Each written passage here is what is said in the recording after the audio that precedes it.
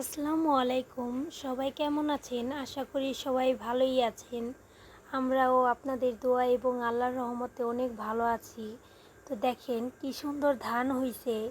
অনেক ধান পেকেও গেছে, কাঁচাও আছে।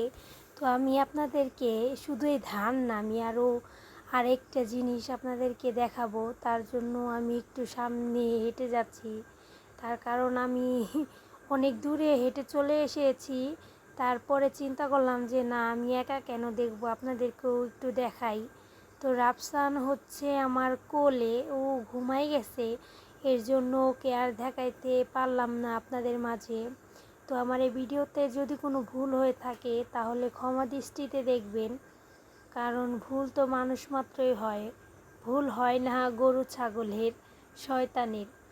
তো দেখেন কি সুন্দর একটি অপূর্ব দৃশ্য, এর কোনো তুলনা হয় না বলতে গেলে।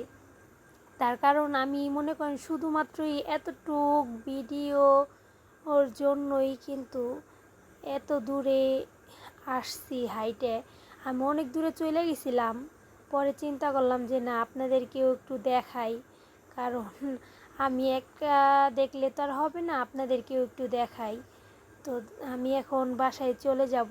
তো সবাই ভালো থাকবেন, সুস্থ থাকবেন এবং রাফসানের জন্য বেশি বেশি করে দোয়া করবেন, যাতে ওকে সবসময় জানি আমি ভালো রাখতে পারি, মানুষের মতো মানুষ বানাতে পারি, আর জানি ভালো জ্ঞান বুদ্ধি হয়, এই আর কি। তো আমি এখন বাসায় যাচ্ছি।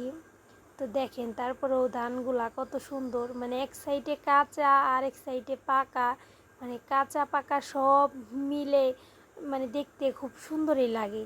তো ওই দেখেন একটা মানুষ দেখা যাইতাছে, সে মনে হয় তার মানে যে ফসলটা ফলায় সেখানে মনে কাজ করতেছে কিছু। তো আমি আর কি প্রথমে দেখে আমার দিকে অবাক হয়ে তাকাইছিল। দেখেন এখানে ওর সবজি বনি আর কি, শাক সবজি বনি। তো এই দেখেন কিছু কিছু আর কি শাক সবজি আছে। সবাইকে অনেক অনেক ধন্যবাদ আমার ভিডিওটা দেখার জন্য।